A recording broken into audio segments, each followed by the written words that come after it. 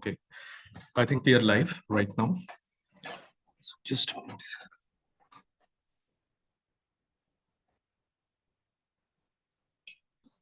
Yes, good to go. A very good evening to all the students who are listening to this discussion. INI-CET exam is done. It was done just a few hours back. So I'm Dr. Sandeep Sharma. I'm MBBS and MD Pediatrics from PGI Chandigarh. I'm doctoral faculty for pediatrics, and it's my privilege to be associated with all of you. So let us, without wasting any time, focus on the recall questions.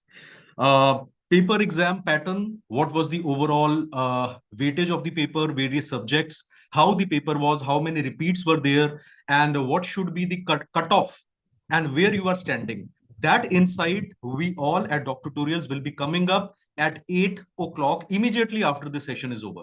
So this session, those who are listening, please don't go anywhere. Immediately after the session is over, we will be starting with insights of the exam, and not just any insight.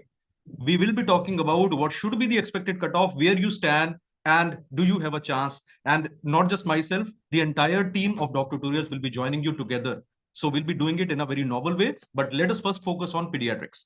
As I say, all recalls are memory based. Any resemblance to actual question is incidental. This is a disclaimer we are supposed to put legally.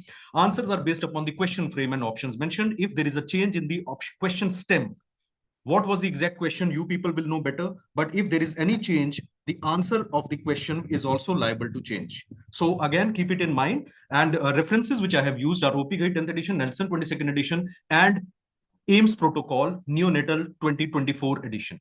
So these are the official documents I have used. So let us start with the discussion. I will keep it short. I will say why a particular thing is the answer, why others are not the answer. And in case of any doubts, you can always reach back to me. But it is important that we discuss the relevant parts. In case there are changes, you can always suggest me. I will put up an updated version of this video as well. So let us start with question number 1. Which of the following vaccines is contraindicated in a patient of severe combined immunodeficiency? Now, this was the question which was asked. It's a indirect repeat question. Any primary immunodeficiency, particularly if there is combined B and T cell deficiency, which is what SCID is, all live vaccines are contraindicated. And answer to this question, a very good evening to all those who are joining here. The answer to this question is C, that is MMR. DPT, hepatitis B, and IPV can be given in a patient with immunodeficiency. See, you need to understand that the response will be suboptimal. So you may need to sometimes give additional booster doses. Which vaccine is contraindicated? That is MMR vaccine. So live vaccine like MMR will be contraindicated if the patient is having severe combined immunodeficiency. Let us go to question number 2. Which of the following is not true in a patient of Turner syndrome? It's a very easy question. Features of Turner syndrome are something you already know. These are the patients who are having short stature. Turner syndrome is nothing but monosomy X. So there will be one chromosome in the sex chromosome missing. They are always females, but they will have short stature, heart-shaped face, low posterior hairline, webbed neck, broad shield-like chest with widely spaced nipples. There will be coarctation of aorta and bicuspid aortic valve, cubitus valgus, which is increased carrying angle at the elbow, and infertility. Along with that, the fourth finger in these patients, both fourth fingers and fourth toes are short because they have short fourth metacarpal and metatarsal. So webbed neck is seen, short fourth metacarpal is seen, hypoplastic nipples are seen, prominent occiput is not seen, and that is the answer. For future exams, you can remember that if examiner says prominent occiput is seen in which infection, which aneuploidy, the answer will be trisomy 18. That is Edwards syndrome. Edwards syndrome is found to have a microcephaly along with prominent occiput. On the other hand, if examiner says flat occiput is seen in which condition, the answer will be trisomy 21. That is Down syndrome. And if examiner says migration defect like holoprosencephaly is seen in which condition, the answer will be trisomy 13. That is Patau syndrome. If you look at the past papers, you will find this pattern. So what they did was indirectly they asked this question by putting it under Turner syndrome. You can solve the question by knowing about Turner syndrome, ruling out the option, or by knowing that there is a normal skull in these patients and prominent occiput is a feature of only one aneuploidy, that is trisomy 18. So if you are listening to this recall session right now and you have given the INI-CET ad, you can see where you are standing. If you are preparing for future exams or you are an aspirant for NEET PG and other exams, the points I'm mentioning Trust me, I'll keep it short, but these points will be useful for your upcoming exams also. Let us go to question number 3. A young boy presented with petechiae are present, and his platelet count was 10,000 per millimeter cube. Normal platelet count is 1.5 to 4 lakh. So this is a patient with severe thrombocytopenia. Bone marrow aspirate revealed a normal cellularity with megakaryocytic hyperplasia. Size of megakaryocytes, which are precursor of platelet, they are increased, and the numbers are also increasing because platelets are getting destroyed. This is a patient. The diagnosis in the patient is acute ITP. In children, immune thrombocytopenic purpura presents like this. There is a viral infection. 1 to 2 weeks later, there is onset of petechiae. Platelet count is low. Bone marrow aspiration and biopsy not indicated, but if you do it, you will find that overall cellularity remains same. Erythroid hyperplasia does not occur. Myeloid hyperplasia does not occur. So WBC, RBC lineage remains normal. Megakaryocytes will become larger and the number will be slightly increased. It is bone marrow compensating for the platelets getting destroyed. In acute ITP, generally conservative management is needed. However, if there is life-threatening bleeding or the platelet count is less than 20,000 with serious bleeds, or patient is having any platelet count equal to or less than 10,000, even if asymptomatic, require therapy. This is what Nelson says. This is what American Society of Hematology says. This is what OP Ghai indirectly says. The first line drug is IVIG. Another, if IVIG is not available, you can go for prednisolone or dexamethasone, which are corticosteroids. So IVIG or prednisolone. They have kept it simple. They have not mentioned, asked you to take a choice between IVIG versus prednisolone. The answer is IVIG, and that is your answer. So IVIG is the correct answer. You have to make the diagnosis and then go to the correct answer. This is something I have discussed in my DocTutorials, NEET PG and INI-CET videos already. But at the same time, I will not try to bore you with putting my photograph of me teaching. I'll not do that. I'll just simply say which a couple of questions are atypical. Those questions I will mention. The next question is very, very controversial. And if you have marked it wrongly, I know I'm going to break your heart, but I have reasons to say this is a controversial question. Now, a neonate delivered at 36 weeks of gestation is found to develop respiratory distress. Some people said, sir, respiratory distress word nahi tha, shortness of breath tha. Soon after, chest X-ray is shown, likely diagnosis. Now, we don't know what a chest X-ray was asked. This is a chest X-ray. I put up in my Telegram group, I put up in my WhatsApp group of DocTutorials, and at least 6 to 7 students separately said, sir, very similar X-ray was there. One student said, sir, ye nahi tha, alag tha. Again, it will come down to you people have to see what kind of X-ray it was. Now we know that this is non-neonatal pneumonia. There is nothing to suggest that there is no fever or hypothermia or features of sepsis. The option could not be recalled. So one people said कि इसका meconium aspiration syndrome था. So there is no history of meconium aspiration syndrome. So that is also unlikely. Now we are left with A and B. You need to understand that surfactant in a normal child, mature levels are attained from 34 to 35 week onwards. 36-week child is not likely to develop respiratory distress syndrome. Just because a child is slightly preterm does not mean कि उसको TTN हो जाएगा. A child above 35 week, can he develop RDS? He can, provided there is some other additional risk factor like infant of diabetic mother, like some congenital malformation, like congenital diaphragmatic hernia, etc. None of them is mentioned. And so 36 week, the more likely cause of distress is transient tachypnea of newborn. And if you look at the X-ray, this X-ray is not showing ground glass appearance. In fact, let me tell you very clearly, ground glass appearance will never be put in entrance exam because ground glass appearance is non-specific for RDS. It is one of the finding, but it is non-specific. There is haziness of the lung field. Haziness is a feature of transient tachypnea of newborn. Small amount of fluid present in the lungs. And fourth intercostal space, if you see carefully, it is also showing a prominent horizontal band in the patient. So this is a patient who's having transient tachypnea of newborn as the answer. So people, I know I'm breaking many hearts. Some people will be saying, कि sir, 36 week था, साथ में कुछ और risk factor था, and the chest X-ray is showing air bronchogram sign or ground glass opacities, then we would think of RDS. But the better answer, provided a chest X-ray was similar to what I have shown, the answer will be transient tachypnea of newborn. The important thing is 35 weeks से less बच्चा will develop RDS. Equal to or more than 35 week, TTN will be the predominant cause if there is respiratory distress soon after birth. This is something I've discussed in my classes. I've discussed in my revision also. There is a free YouTube session also I've taken available on YouTube. You can listen to that where I've discussed this in details. Now, if you have any doubt, look at what AIMS protocol says. INI-CET is framed by AIMS people, and AIMS people will be following their own protocol. This is a photograph, page number 182, volume 1, January 24. What they are saying, neonates में 32 week से कम बच्चे में जो आपका lung development है, that is impaired. What they are talking about epidemiology of RDS is from it is 55% at 27 to 28 weeks, 35% at 31 to 32 weeks, and 2% between 35 to 36 weeks. If 36 weeks are completed, the chance is even less than 1%.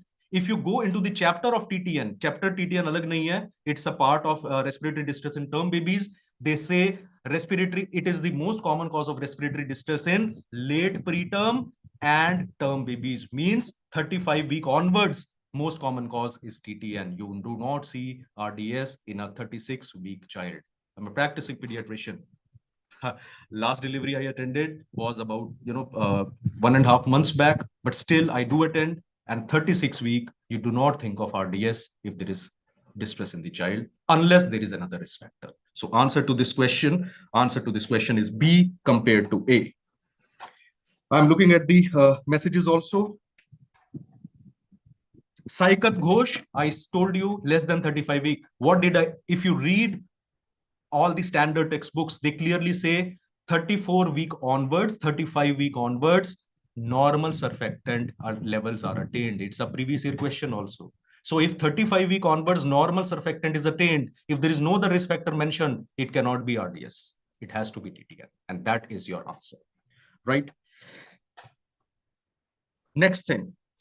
Question number 5. A 3-year-old child is having cyanosis in infancy. Which of the following components, if present, will indicate tetralogy of Fallot? Tetralogy of Fallot has 4 features. There is a large VSD. There is overriding of aorta. There is thickened RV hypertrophy. This is concentric type of hypertrophy. And narrowing in below the pulmonary valve, subpulmonary stenosis. It is also called as infundibular stenosis. So this is just a glorified way of asking one of the component of TOF, and that is your answer. So B is your correct answer. So answer to this question is B. Moving further, question number 6. A 9-month child is brought to OPD with parental concerns of development. The child cannot sit with support, but can roll over. Rollover comes by about 6 months. Can say Dada and Mama, and also has stranger anxiety. So Dada Mama means bisyllables have come in the child. So language development is normal. Stranger anxiety comes at 6 months. So above 6 months of age, features have been attained. Rollover again comes by 5 to 6 months. So 6-month milestone has been attained. Bisyllables come by 8 to 9 months. So 8 to 9 month wala milestone aa chuka hai. Cannot sit with support. Now you need to understand that sitting with support normally comes at what age? It comes at 8 months of age. It comes at 8 months of age. But it is considered delayed if not present beyond 10 months. That is 11-month child में अगर ये absent होता तो हम इसको कहते delayed milestone. So this is a child with normal development, and you will reassure the parents that it is normal development. If you are still having any doubt, you will not get the answer to this question from the 4 tables of OPGAI. You will get this from the 5th table, which is neglected. And I say in my classes also, for NEET PG and INI-CET, the 5th table will someday make or break your rank. And eventually, finally, this table has been asked. This is the table given in OPGAI 10th edition. I've discussed in my regular classes also, updated videos at DocTutorials also. Upper limit of age for attainment of milestone, have a look here. Sitting without support. Normally kab aata hai? 8 months pe. Till 10 months, you will say this is normal. Only if it is not attained by 10 months, you will say think of developmental delay. So this question is indirectly framed from this particular table. So sitting with support aa chuka hai, sitting without support nahi aaya. So that is still indicating normal development in the patient. So the answer to this question is B. Reassure the parents that it is normal development. Which of the following is the most common inherited bleeding disorder? It's a one-liner thing. It's a pathology, pediatric overlap. Everyone will claim as their own. Nelson के अंदर direct line लिखा है. Nelson 22nd edition, and I've taught in my class, so I will be discussing and claiming it as my question, right? If you want to put it under pathology, you're most welcome. But मेरे notes से solve हो रहा है, so I will put it under my thing. So von Willebrand disease is the most common inherited bleeding disorder. They have mentioned the prevalence also. The answer to this question is D. It's a one-liner question. Question number 8. Which of the following is not true regarding marasmus in a child? Some people used to say कि sir marasmus को sure कर नहीं आता. INI-CET के अंदर I had told in my live lecture also some days back, the day you start expecting कि AIMS people are not putting this thing, it will get asked. It's like Virat Kohli out of form, but World Cup match comes in, Pakistan is the opponent, he will come back into form. Marasmus, Squashorker will always be important, whatever exam you are sitting in. Two options could not be recalled, but it is asking not true statement. Protein loss is responsible for edema is the correct answer. Why? Because edema is not there in marasmus and there is no protein loss. Protein levels are relatively preserved, and there is no edema. So unless C and D option are, even worse than this, the answer to this question based upon these two recalled options is B, which is your correct answer. Moving further, and I keep saying if the options change, the answer is also liable to change. Question number 9, overlap between pathology and pediatrics, because pathology recall is yet to happen, so I'm considering it. But which of the following is not an aneuploidy? I've discussed in my classes. Aneuploidy means aberrant number of chromosomes. So trisomy 21, aberrant number. Trisomy 13, aberrant number. Klinefelter syndrome, 47 XXY, aberrant number. Bloom syndrome is the answer by exclusion. So Bloom syndrome में होता क्या है? Bloom syndrome is a autosomal recessive condition. It is a chromosomal instability disorder. It occurs due to mutations in BLM gene located in long arm of chromosome 15. So Bloom syndrome is a pre-malignant syndrome because of chromosomal instability. These patients have high risk of developing ALL as well as AML, and it is not considered aneuploidy. Now listen to me very carefully. This question is a repeat question. How do I say repeat? What they have done is, in about 2019 or 2018, if I'm correct, they had put similar question. The question in 2018 or 19 was, which of the following is not considered aneuploidy? 4 options were Down syndrome, Turner syndrome, Klinefelter syndrome, and Noonan syndrome. वहां पर answer था Noonan syndrome.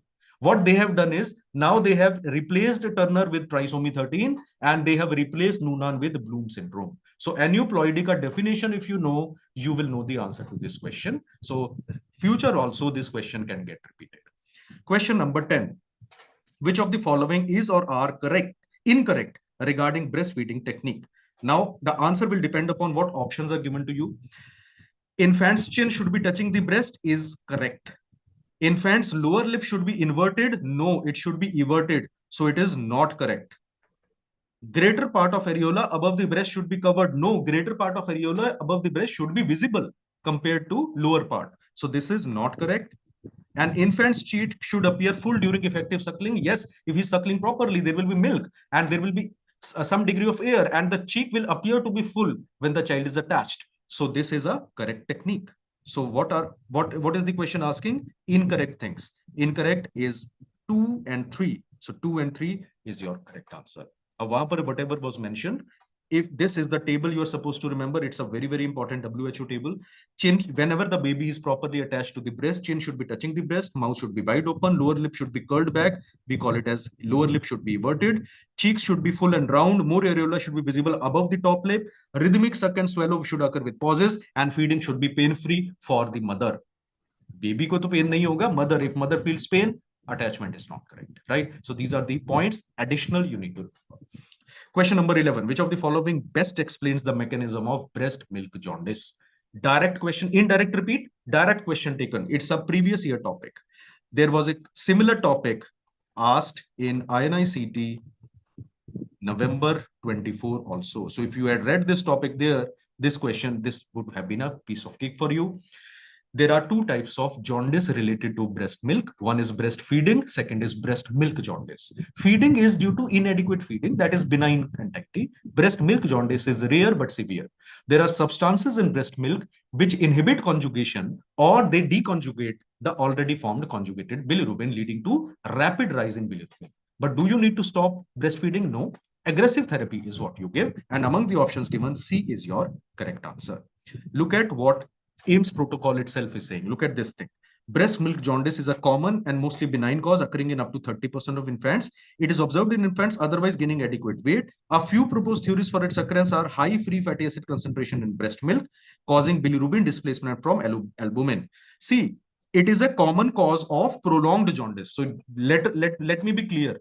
Overall, it is rare, but among causes of prolonged jaundice, it is a relatively common cause. And what they are saying, high free fat acid concentration in breast milk, causing bilirubin displacement for albumin, high beta glucuronidase activity, and inhibition of UGT1A1 activity by breast milk contents. So interruption of breastfeeding is seldom. Seldom means it is not often required. So these are the mechanisms, and question has been asked based upon this particular thing. Question. So answer to this question is C. And question number 12, a child presents with hepatosplenomegaly and cherry red spots in the eye. He also has developmental regression with normal startle response, likely enzyme deficiency. It's a tough question, but you need to know precisely. Let us look at the enzyme deficiencies. Hexosaminidase A deficiency is associated with Tay-Sachs disease. Tay-Sachs disease will have hepatosplenomegaly. They will have cherry red spot. In fact, it is a very common cause of cherry red spot. But when you look at the startle response, they always have exaggerated startle response. Exaggerated startle response means you touch the child or there is slight loud, the child will be startled like this. Exaggerated startle response. Touching the child causes startling. That is called as exaggerated startle response. It is a hallmark finding once neuroregression starts in the child. So hexosaminidase cannot be the answer.